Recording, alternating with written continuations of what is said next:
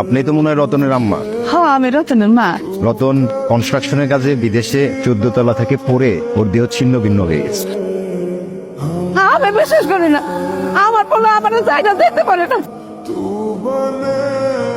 রতনের dead body পচে এমন গন্ধ হয়েছে, আসলে আমাদের আর থাকা সম্ভব হচ্ছে না। বিচ্ছির একটা গন্ধ, আমি আর এক মুহূর্তে বাড়িতে থাকতে পারবো না। আমি আমার বাপের বাড়ি যেতেছি। আপনার ছেলে লাশের গন্ধ তো আমি এই বাড়িতে থাকতেই পারতেছি না। বাবা, তুমি এতটা সত্যবাদ? আমার পোলা শুধুমাত্র তোমার সুখের কথা চিন্তা করে বিদেশ গেছিল, আর তার লাশের গন্ধ সহ্য করতে না পারা তুমি বাড়ি ছেড়ে চলে যাইতেছো। হ্যালো আব্বা, আমার ওই টাকার মেশিনটা পয়সা নষ্ট হয়ে গেছে, এখন দুর্গন্ধ ছড়াইতেছে। তোমার জামাই বিদেশে কয়দিন আগে মারা গেছে। গ্রামবাসী বলাবলি করতেছিল লাশের গন্ধে নাকি তোমাকে বাড়ির আশেপাশে যাইতে পারতেছেন। ওই পরির পাতা দিয়ে গোসল করায় দিন, শেষ গোসলটা। না না না না চাচি, আমি যাইতে পারবো না। ওই পচা লাশের পাশে আমার যাওয়া সম্ভব না। আমার রতন তোর অসুখের কথা শুই না, বিদেশ থেকে তোর টাকা পাঠায় দিছে, আর তুই এসব ভুলে গেলি। রতন ভাই যে আমার চিকিৎসার সময় যে টাকাটা দিয়েছিল ওই টাকার খোটা দিতেছো তো, আমি ওই টাকার সুদে আসলে যা আসে সব টাকা তোমার ফেরত দিয়ে দিবি। আপনি আপনার মাইয়ারে নিয়ে পালায় যাইতেছেন? পলায় যাবো না তো কি করবো? আপনার পোলার পাশাপাশি কি আমার মাইয়াটারও মাইরা ফেলামো? আমার ছেলে মরে গেছে, তার মানে পয়সা গেছে। এতদিন যে টাকার মেশিনটা ছিল, এখন আর তার কোনো প্রয়োজন নেই। আব্বা, আমার বাবা তো মারা গেছে অনেক দিনই হইল। আপনার আগে শ্বশুর না, আমি আমার নিজের বাবার মতোই সম্মান শ্রদ্ধা করি। সেই কথাগুলো আপনার মনে পড়ে বিয়ে সাহেব? আমার ছেলে আপনার ছেলে, আর আজকে আমার ছেলের লাশের গন্ধে আপনি আপনার মায়ের নিয়ে বাড়ি ছেড়ে চলে যেতেছে। সেদিনের কথাগুলো আবেগে বইলা ফেলাইছি। আশা করি কথাটা বুঝতে পারছেন। চল দে মা, চল।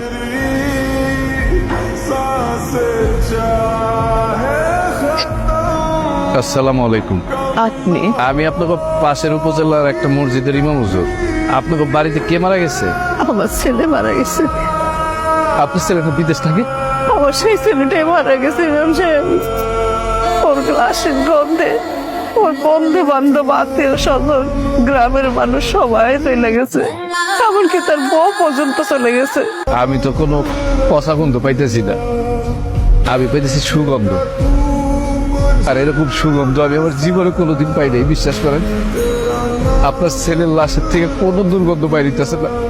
এই ইমাম সাহেব আসার পর লাশের ভেতর থেকে একটা সুগন্ধ বের হইতেছে তো।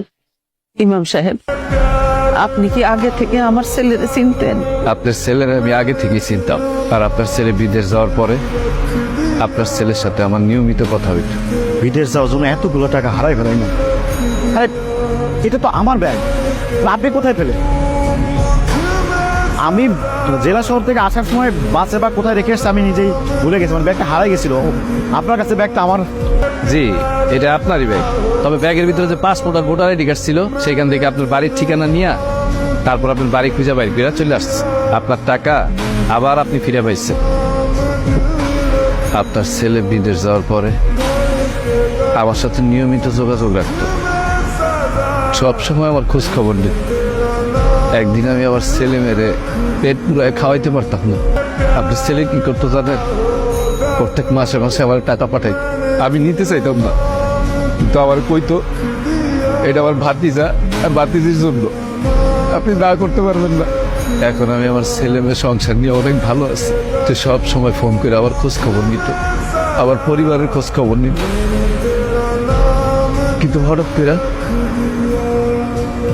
সে কয়েকদিন ধরে আমার ফোন দিতে ছিল না। তখন আমি তার নাম্বারে ফোন দিলাম, দেখি মোবাইল বন্ধ।